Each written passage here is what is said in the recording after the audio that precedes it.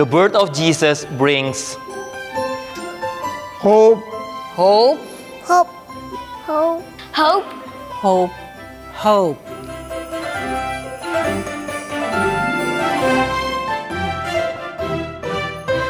Peace. Peace. Peace. Peace.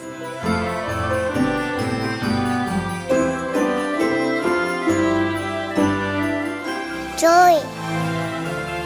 Joy. Joy. Joy. Joy. Joy. Joy.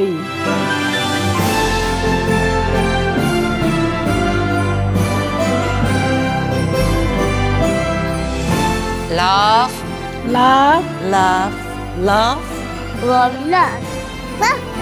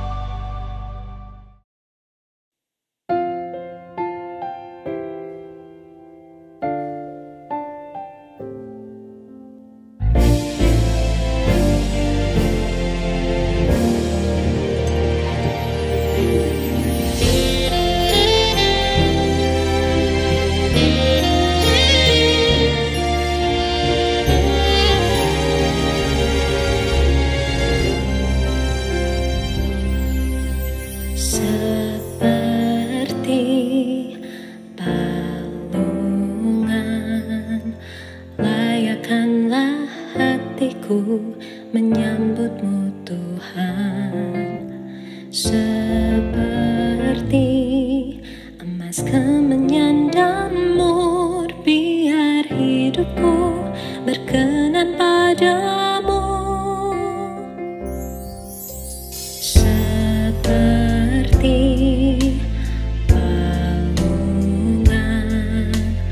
layakkanlah hatiku menyambutmu Tuhan.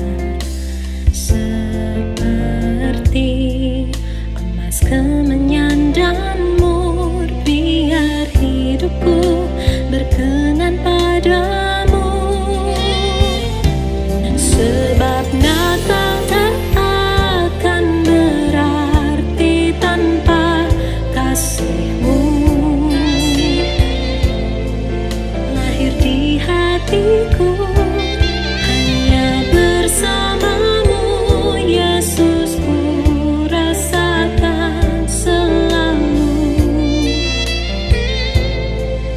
Indahnya Natal di hatiku.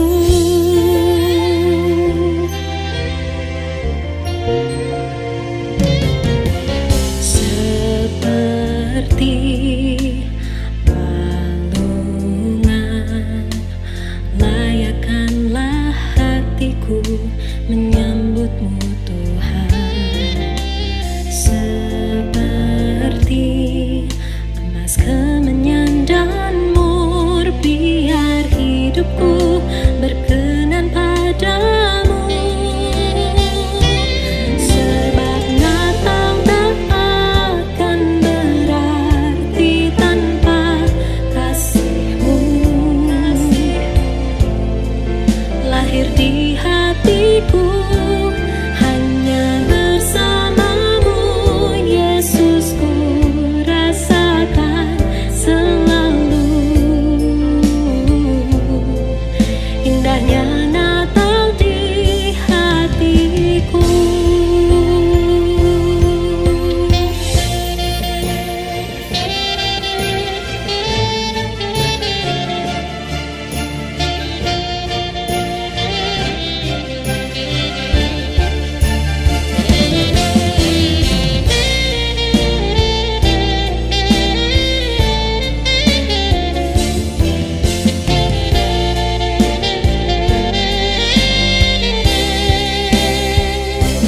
Sebab Natal tak akan berarti tanpa kasih-Mu. Lahir di hatiku hanya bersama-Mu, Yesus, ku rasakan selalu.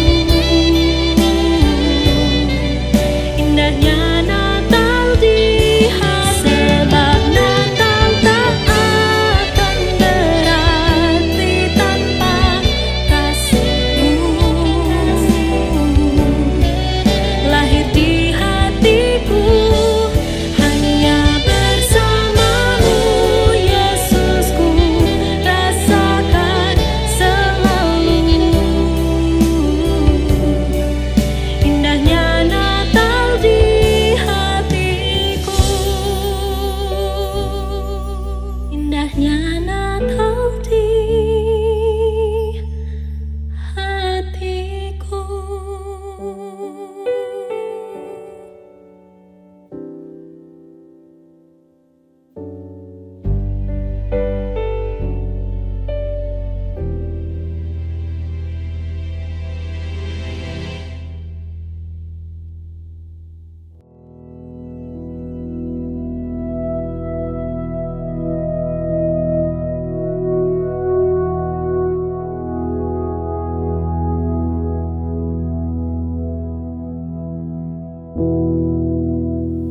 Salam Bapak Ibu semua.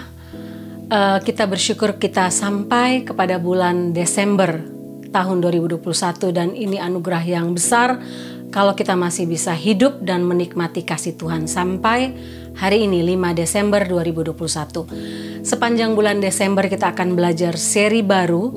Kita akan belajar seri tentang kelahiran Yesus membawa pengharapan, membawa damai, membawa sukacita dan membawa kasih. Hari ini saya mulai dengan seri pertama tentang kelahiran Yesus membawa hope, membawa pengharapan. Mari kita berdoa. Bapa dalam surga, kami bersyukur kalau sampai hari ini kami boleh memperingati waktu-waktu masa-masa penantian Advent ketika kami menanti kelahiran-Mu, bukan lagi sebagai bayi mungil di Bethlehem, di kandang domba, tetapi sebagai raja di atas segala raja, hakim di atas segala hakim, yang akan datang menjemput kami, membawa kami ke dalam mansion yang Engkau janjikan. Kami berdoa supaya Engkau memberkati pemberitaan firman Tuhan dari awal hingga akhirnya, dalam nama Tuhan Yesus. Amin. Mari kita baca firman Tuhan hari ini, Lukas 2 ayat 25-35. Saya hanya akan baca ayat 25 sampai 26 dan bagian selanjutnya akan kita lihat selama pembahasan firman Tuhan. Demikian bunyi firman Tuhan. Adalah di Yerusalem seorang bernama Simeon. Ia seorang yang benar dan saleh yang menantikan penghiburan bagi Israel. Roh Kudus ada di atasnya. Dan kepadanya telah dinyatakan oleh Roh Kudus bahwa ia tidak akan mati sebelum ia melihat Mesias, yaitu Dia yang diurapi Tuhan. Bapak Ibu, selama Perang Dunia Kedua, kapal induk Amerika melepas 6 pilot di Lautan Atlantik Utara untuk mengintai beberapa kapal selam musuh. Saat ke-6 pilot ini dilepas, kapten kapal terpaksa mematikan alarm supaya tidak ada tanda-tanda yang mencurigakan untuk musuh. Jadi kapal selam ini benar-benar berada dalam keadaan gelap gulita.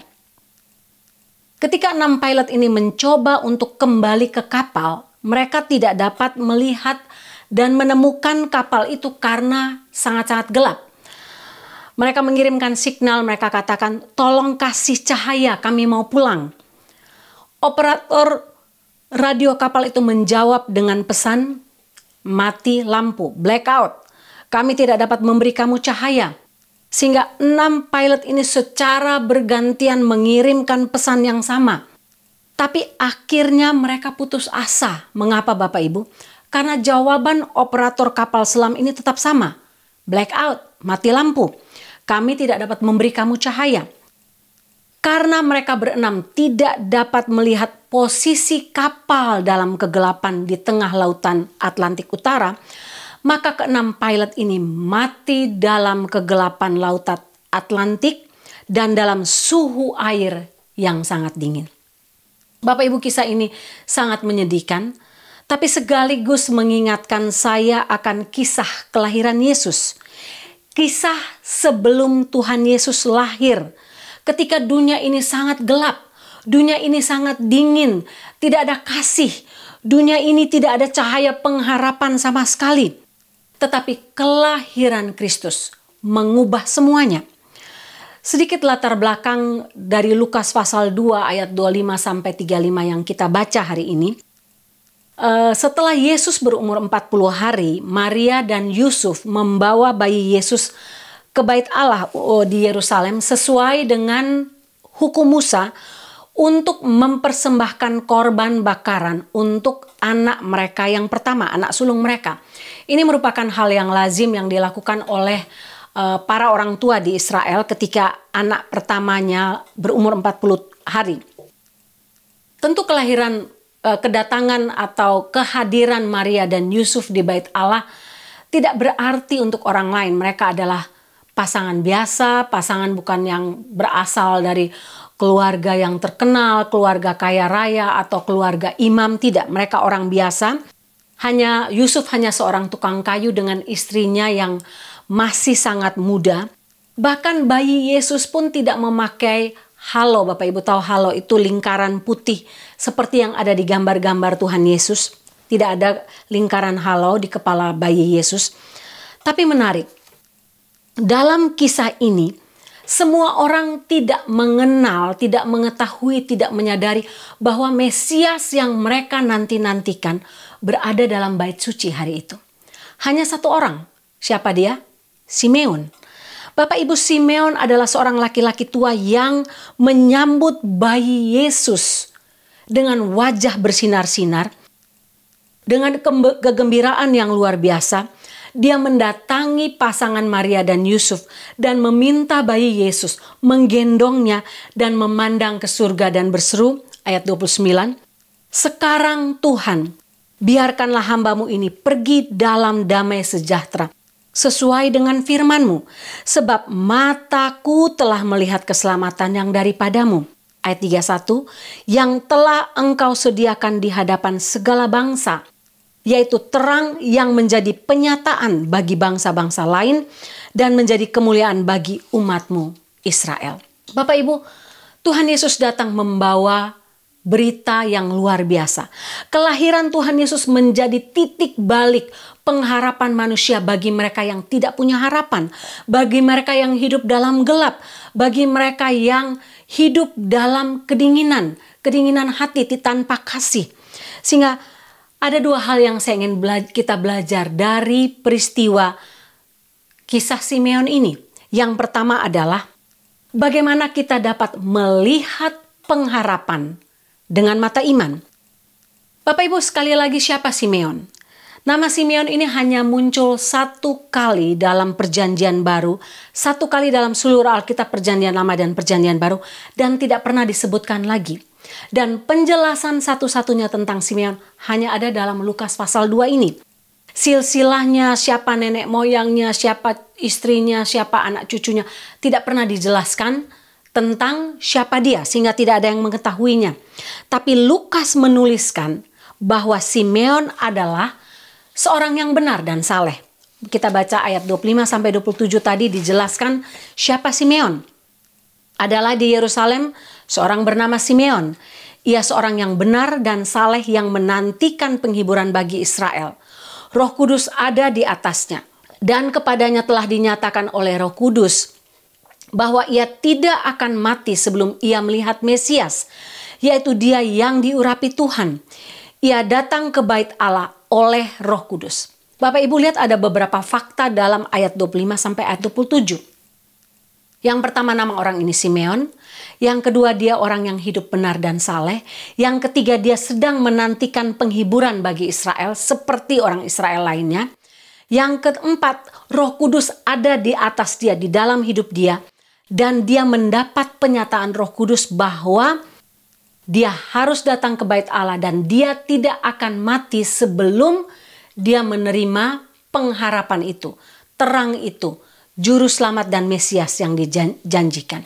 Sehingga Bapak Ibu, kalau kita melihat bagian ini, Simeon adalah orang yang hidup benar dan saleh.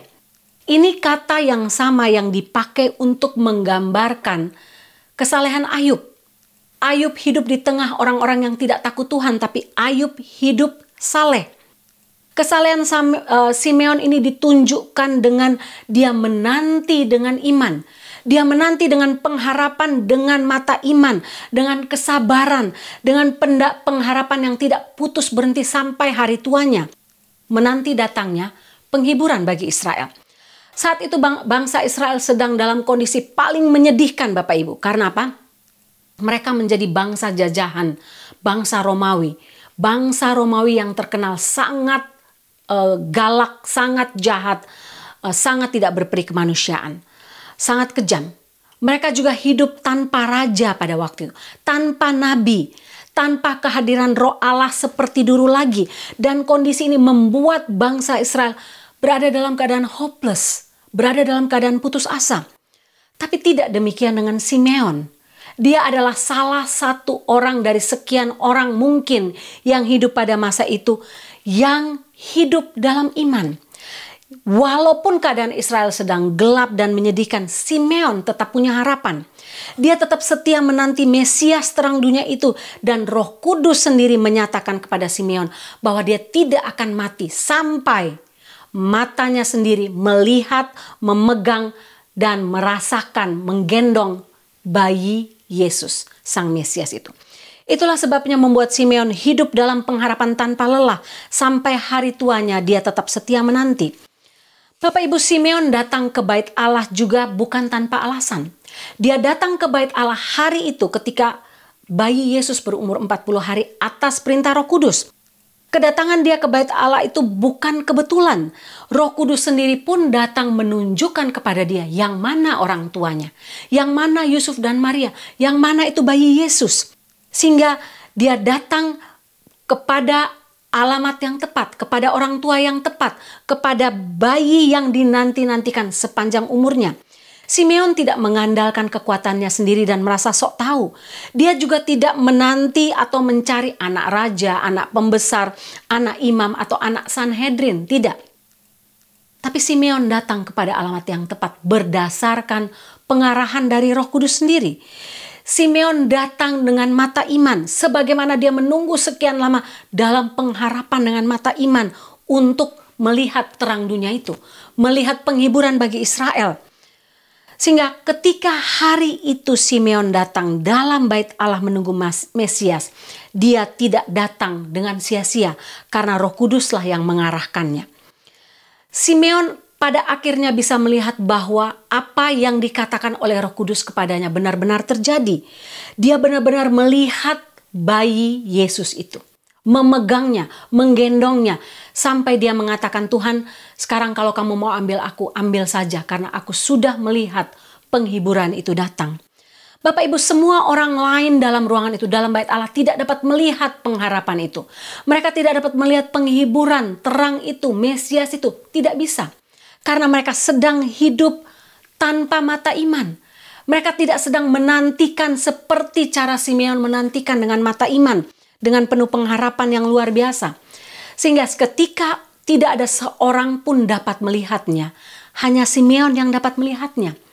Karena dia hidup benar dan saleh, dan karena dia menantikan pengharapan itu dengan mata iman. Bapak Ibu, sekali lagi itulah yang disebut iman. Ketika dia melihat, mempercayai Yesus Kristus sebagai sumber penghiburan, bahkan ketika bayi itu belum lahir, bahkan ketika hari itu dia belum berjumpa dengan pengharapan atau penghibur itu atau Mesias itu.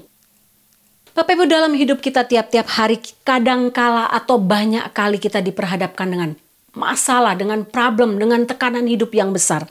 Kadangkala ketika persoalan demi persoalan menimpa hidup kita, kita merasa jalan kita di depan begitu gelap.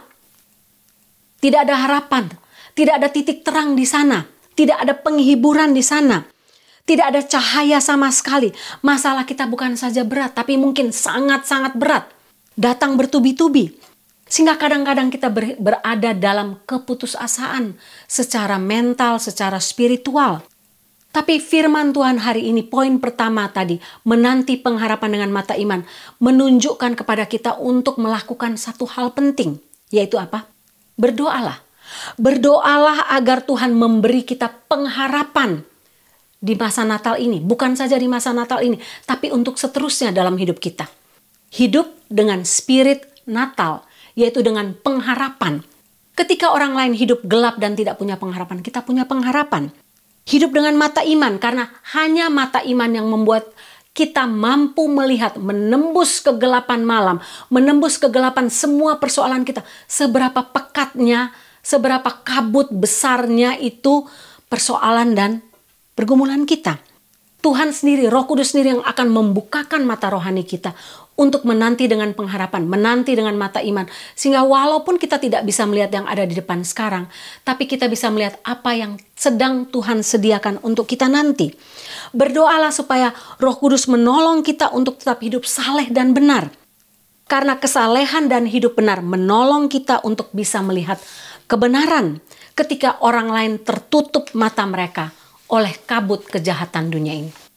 Bapak Ibu, saya percaya ketika kita hidup benar dan saleh, mata iman kita akan mampu melihat jauh ke depan.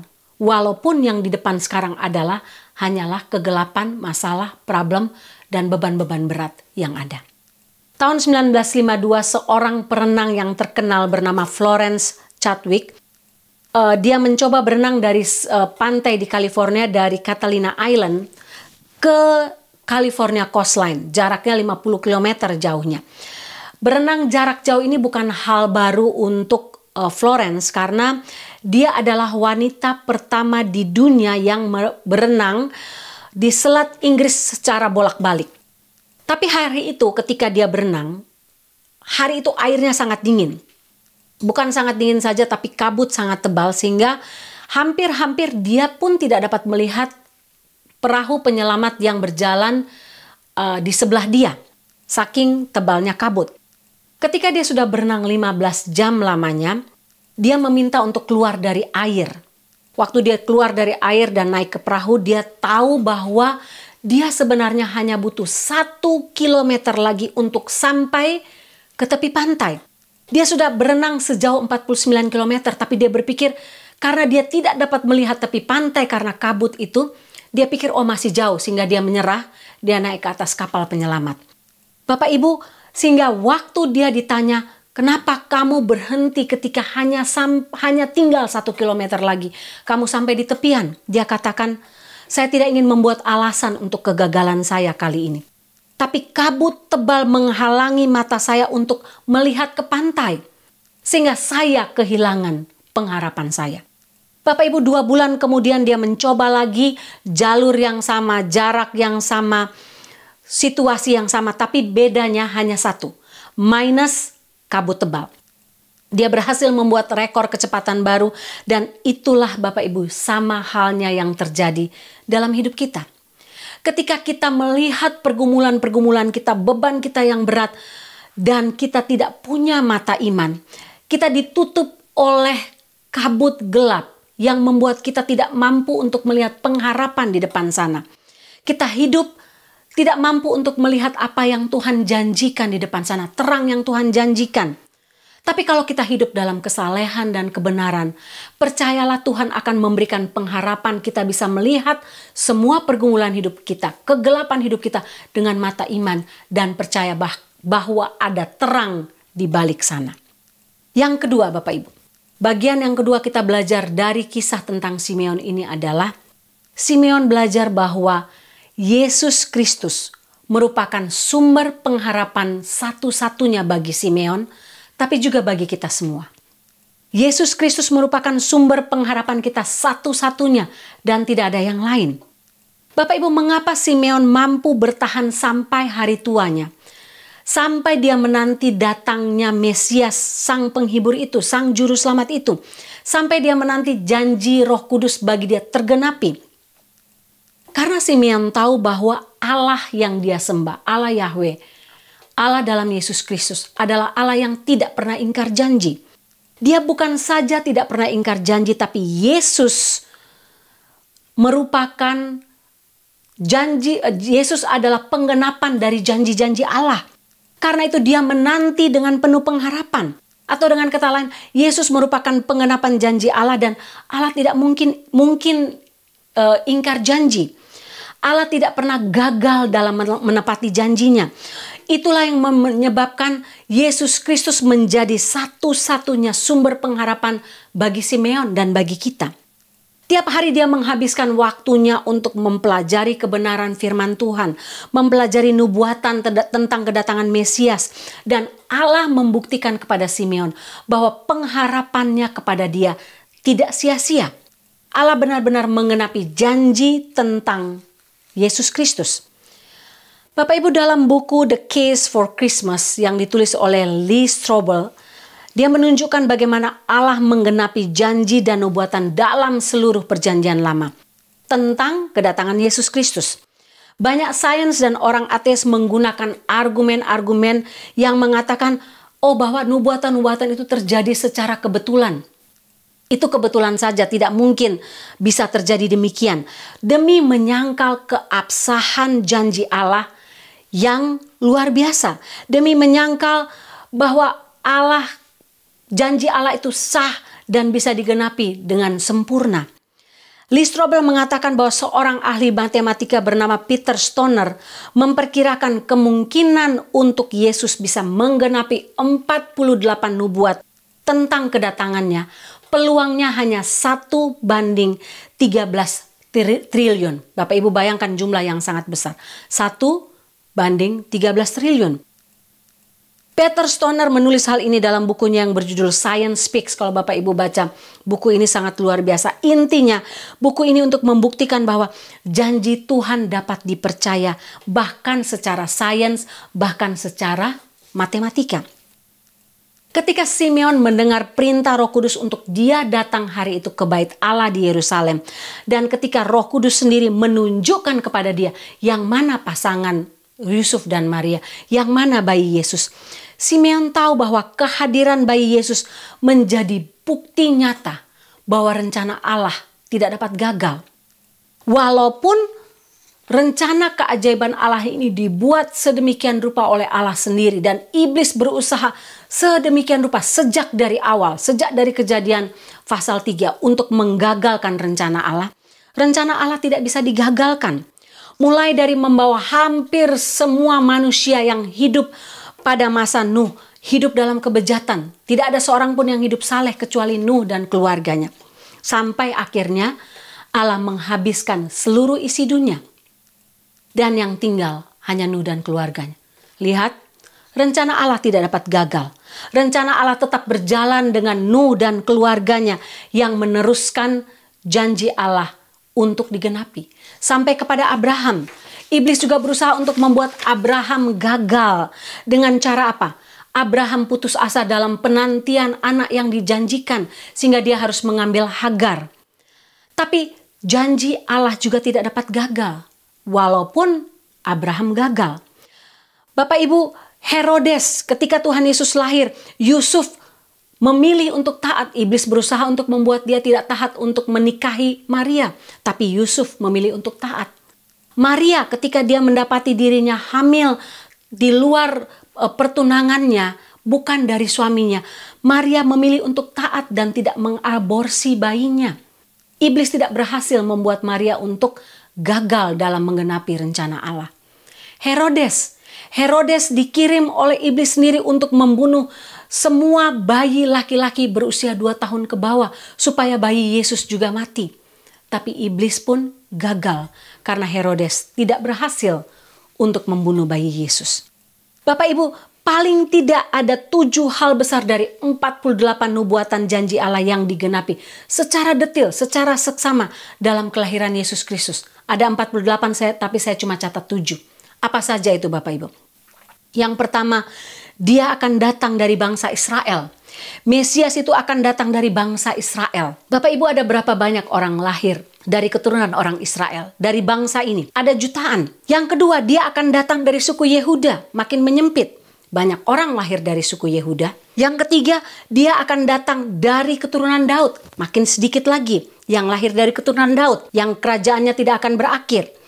Yang keempat, dia akan lahir di kota bernama Bethlehem Efrata, makin sedikit lagi. Orang Israel, keturunan Yehuda, keturunan Daud, lahir di Bethlehem. Dia akan lahir dari seorang wanita, rahim seorang wanita, Galatia 4 ayat 4. Semua anak Israel, suku Yehuda, keturunan Daud, lahir dari rahim wanita. Tapi lihat, ada yang lebih spesifik lagi. Dia akan lahir dari seorang perawan. Dan hanya satu-satunya orang di dunia yang melahirkan secara perawan, itulah Maria. Bapak Ibu, beberapa tahun lalu ditemukan kain kafan Yesus, dan ketika mereka mengecek darah yang masih ada di kain kafan Yesus itu, mereka menemukan tes DNA-nya hanya ada 24 DNA di kain kafan itu.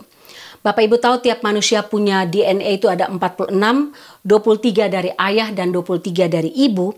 Tapi punya Tuhan Yesus ini hanya ada 24. 23 dari Maria dan 1 dari Allah sendiri. Yang menunjukkan bahwa Maria benar-benar seorang perawan. Yang ketujuh, namanya akan disebut Yesus. Hanya ada 1 orang yang lahir dari bangsa Israel, dari keturunan Yehuda, keturunan Daud, lahir di Bethlehem, dari rahim seorang wanita, dan dari seorang perawan bernama Maria. Dan namanya disebut Yesus. Bapak Ibu, bayangkan rencana Allah tidak bisa gagal walaupun iblis berusaha membatalkannya, menggagalkannya. Karena itulah Natal bukanlah random yang event yang random dalam sejarah dunia, bukan kebetulan, bukan kecelakaan. Natal adalah bagian dari rencana awal sejak dari dunia ini diciptakan. Dia disalibkan Dia mati, tapi dia bangkit pada hari ketiga. Sesuai dengan rencana Allah. Iblis pun gagal. Ketika dia berpikir bahwa Yesus mati dan dia berhasil, dia salah besar karena rencana Allah tidak pernah gagal. Seseorang pernah berkata, hidup bersama Kristus adalah hidup dalam harapan tanpa akhir. Dan hidup tanpa Kristus adalah hidup dalam keputusasaan tanpa akhir. Bapak Ibu, jika Yesus Kristus menjadi sumber pengharapan kita satu-satunya, maka tidak peduli berapapun berat beban Bapak Ibu, berapapun berat masalah yang Bapak Ibu sedang hadapi sekarang, kita punya harapan kepada sesuatu yang nyata, sesuatu yang tidak pernah ingkar janji, kepada seseorang yang tidak pernah gagal dalam semua rencananya. Apapun, berapapun besar kesulitan dan masalah hidup kita dapat kita tanggung.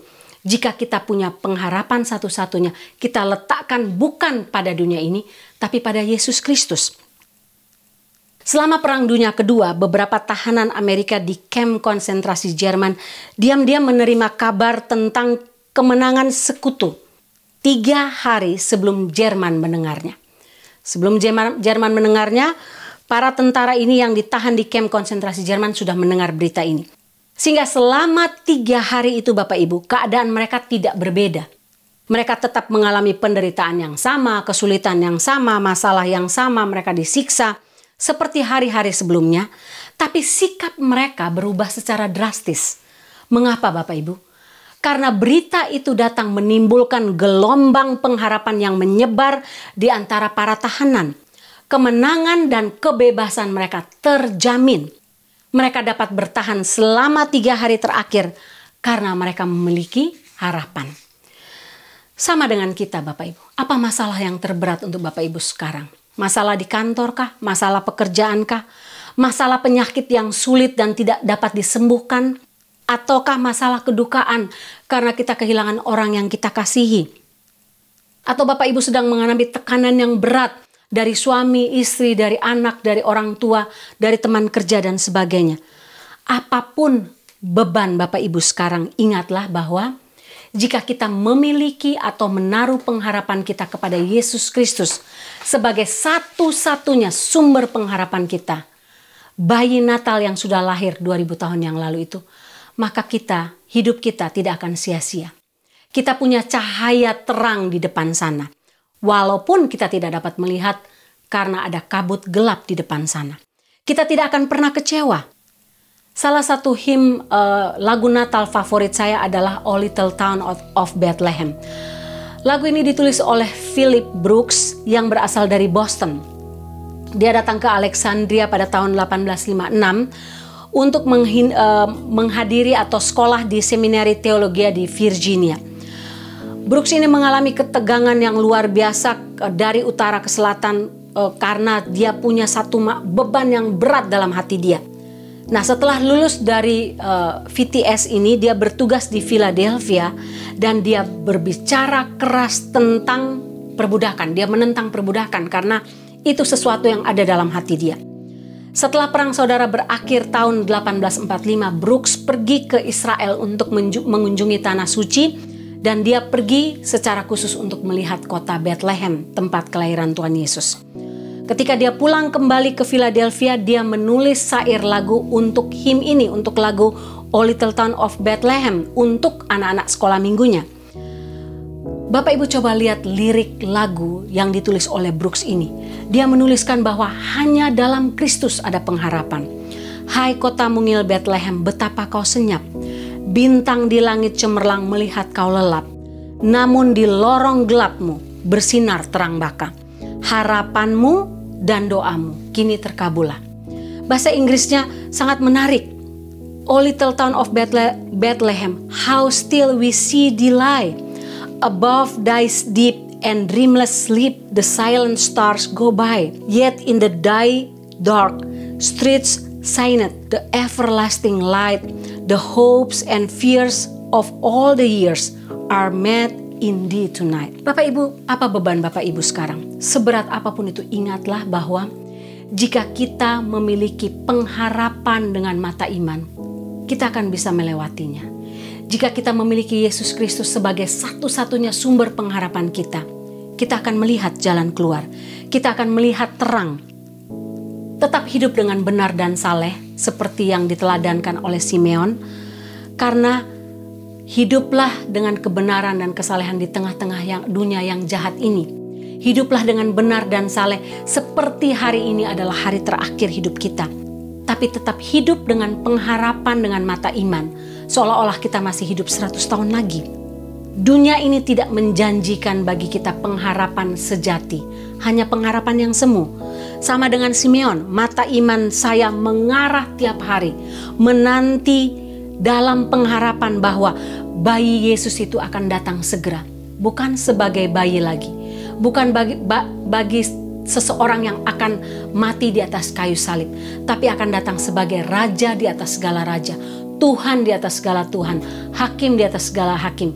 Yang akan membawa orang-orang yang hidup benar dan saleh masuk ke dalam mansion yang sudah disediakannya bagi kita yang percaya. Mari kita berdoa. Bapa dalam surga, hamba sungguh bersyukur bahwa firman Tuhan ini memberikan pengharapan bagi hamba secara pribadi, dan hamba percaya apa yang sudah hamba sharekan ini, yang sudah menjadi berkat untuk hamba, menjadi berkat untuk semua Bapak Ibu yang sedang dalam beban berat, sedang dalam kegelapan, tidak tahu harus mengarah kemana. Ketika kami mengarahkan hidup kami, memandang kami, mata iman kami, memandang kepada Yesus sebagai sumber pengharapan satu-satunya. Kami tahu Engkau tidak pernah mengecewakan kami. Karena Engkau tidak pernah gagal, Engkau tidak pernah ingkar janji. Kami berdoa supaya apapun pergumulan Bapak Ibu sekarang, Tuhan angkat, Tuhan gantikan dengan sukacita, Tuhan beri pengharapan, cahaya dalam hati kami masing-masing. Bahwa ada jalan keluar di luar sana, walaupun ada gelap di depan kami saat ini. Terima kasih Tuhan. Terpujilah nama-Mu Tuhan, dalam nama Tuhan Yesus. Amin.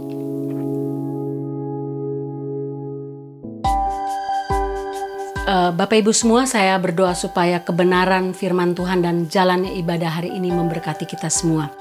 Hari ini selamat ulang tahun untuk Joel Medina tanggal 1 Desember. Tuhan memberkati hidup Joel.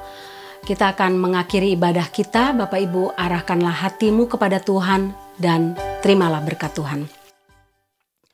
Tuhan memberkati engkau dan melindungi engkau.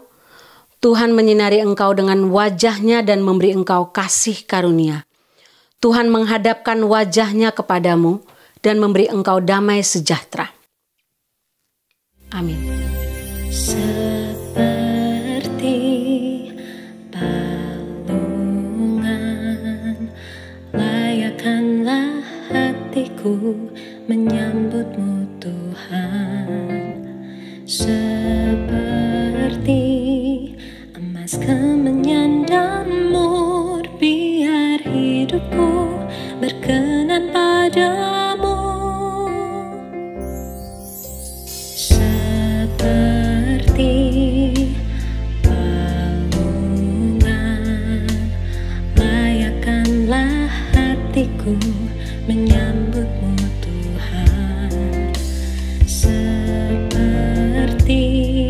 emas kemenyan dan mur, biar hidupku berkenan padamu. Sebab Natal tak akan berarti tanpa kasih-Mu. Lahir di hatiku hanya bersama-Mu, Yesus, ku rasakan selalu. Indahnya Natal di hatiku.